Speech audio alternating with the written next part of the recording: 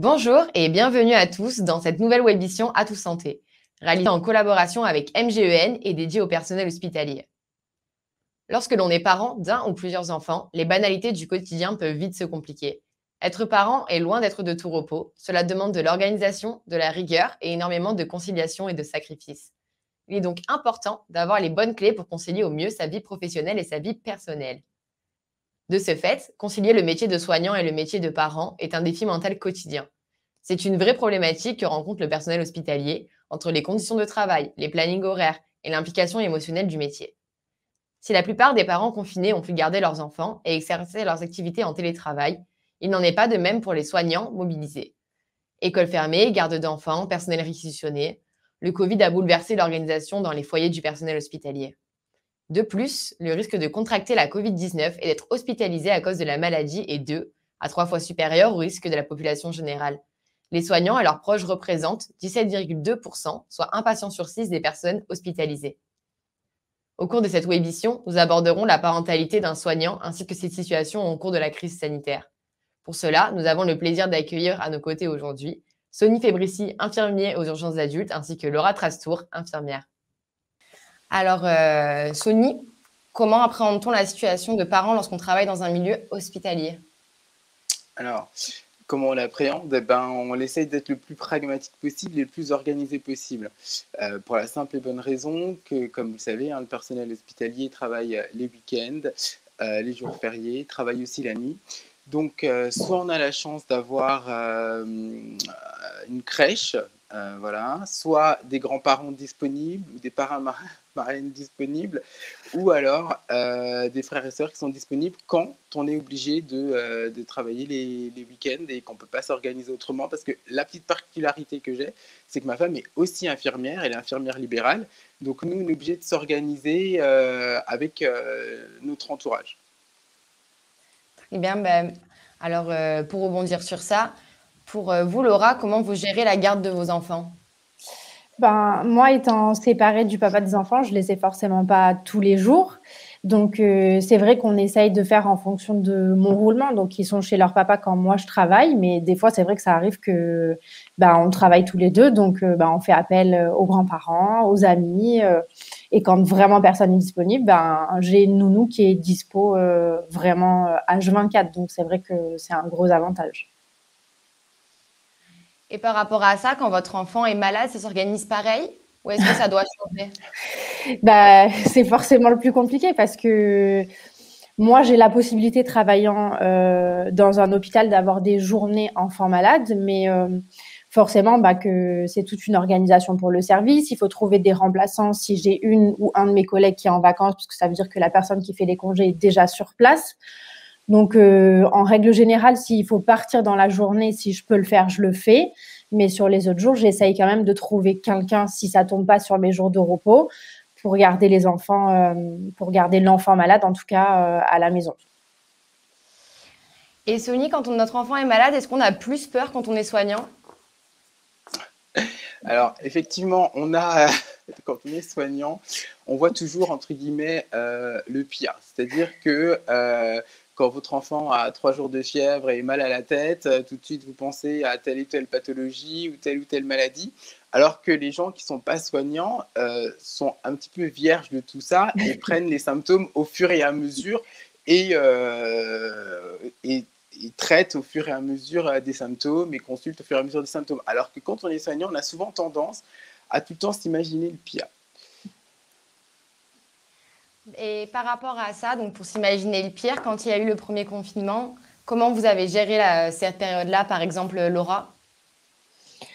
Forcément, c'était l'inconnu. En plus, à l'époque, moi, j'étais encore étudiante. Et c'est vrai que je suis pas de nature anxieuse, mais on prend un peu tout ce qui est angoisse des collègues, angoisse de l'inconnu. Donc voilà, après, on fait un peu plus attention à comment on va se comporter à la maison. On fait un peu plus attention à les premiers gestes qu'on va avoir quand on retrouve les enfants. Donc, c'est vrai que voilà, après, j'ai quand même essayé de ne pas tomber dans la psychose de la nouvelle maladie, du Covid et de tout ce qui va à côté. Donc, Donc, on a fait au jour le jour avec ce qu'on entendait, ce qu'on découvrait. Après, les enfants l'ont quand même bien compris, je pense bien vécu. Donc, je vais dire qu'on a passé cette période quand même plus ou moins sereinement. Et pour vous, Sony, alors comment ont compris vos enfants? Puisque Laura nous a dit que ça s'était bien passé, mais pour les vôtres? Alors, je ne sais pas quel âge ont les enfants ou l'enfant de Laura. Nous, en l'occurrence, on a un garçon de 13 ans et une fille de 9 ans. Donc, c'est vrai qu'on essayait le plus possible de ne pas parler de ce qu'on vivait quotidiennement durant la période Covid à la maison pour essayer de les protéger de tout ça. On a vécu des situations très compliquées et on essayait de débriefer ensemble avec mon épouse. Et c'est vrai que les enfants ont très vite compris qu'on essayait de les préserver. Et en fait, ce qui s'est passé, c'est que durant le confinement, mon fils communiquait avec un de ses enseignants qui était très investi dans leur suivi et il a exprimé à son enseignant son inquiétude et ses peurs que ses parents tombent malades et meurent de la Covid-19. Donc après, tout ça, on a débriefé avec lui et voilà. Donc ça s'est relativement bien passé. Vous avez pu voir de l'empathie des deux côtés par rapport à vos enfants. Et sur ça, d'ailleurs, est-ce que le confinement a eu un impact sur votre relation avec vos enfants, par exemple à Sony? Alors oui, le confinement a eu un impact. Alors c'est vrai qu'au début, on était effectivement cette petite bulle familiale et il fallait qu'on se retrouve. On avait besoin de se retrouver parce qu'avec nos horaires aussi, c'est parfois compliqué. On avait besoin de se retrouver. Mais après, vous rajoutez à cela les devoirs, le manque d'activités sportives pour les enfants et vous vous retrouvez avec un cocktail qui peut être un peu détonnant par moment. Et d'ailleurs, ils l'ont exprimé, ils l'ont dit clairement, on préfère aller à l'école que faire les devoirs avec vous parce que vous êtes trop strict. Donc, à un moment donné, la fin du confinement, je pense, a été nécessaire pour tout le monde, pour que chacun puisse de nouveau respirer et retrouver ses activités et puis être les uns sur les autres 24 heures sur 24. Alors, et vous, Laura, est-ce que vous avez sensiblement le même avis que Sony? Je rejoins Sony là-dessus, parce que c'est vrai que moi, le plus grand, il a 13 ans. Après, j'ai 10 et 6 ans. Donc, le confinement est tombé la première année quand mon fils est rentré en 6e. La deuxième était en CM1. Et du coup, c'était compliqué parce que il faut pouvoir gérer les devoirs de 6e, gérer les devoirs du CM1 et pouvoir se partager entre les deux. Et ça fait forcément des conflits. Et c'est vrai qu'au bout d'un moment, j'ai beau avoir une patience un petit peu élevée. Des fois, j'étais même contente de retourner travailler parce que c'est difficile, c'est difficile. Il faut expliquer pourquoi on ne peut pas sortir, il faut expliquer que il faut partager du temps entre chacun et puis on a vite fait le tour des activités qu'on peut faire à la maison clairement. Donc oui, chacun était content de retourner à l'école, content de retrouver les copains, content de sortir un peu tout ça, oui, mais on a eu des moments très drôles quand même.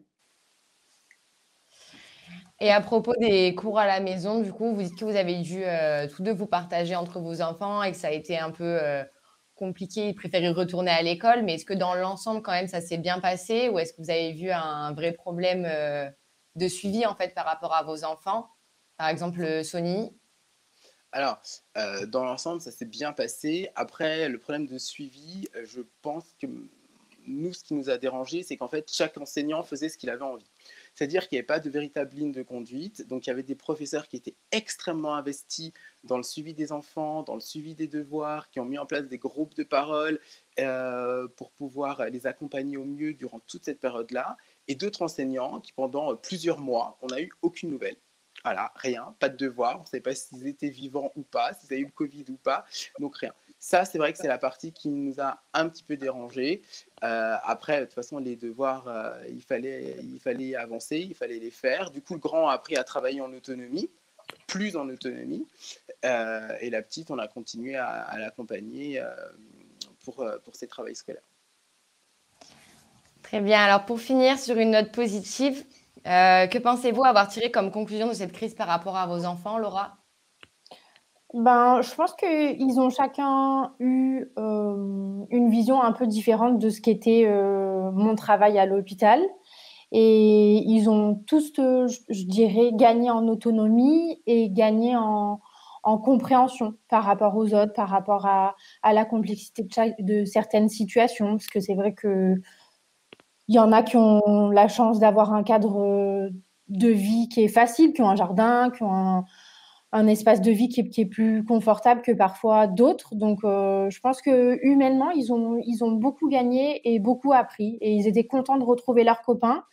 Et du coup, ils sont un peu moins, un peu moins revendicatifs sur certaines choses. Ou des fois, ils comprennent un peu mieux qu'aujourd'hui, on peut pas et que on peut pas toujours voir les copains comme on veut. Donc, je pense que malgré tout, ça a été quand même bénéfique pour tout le monde.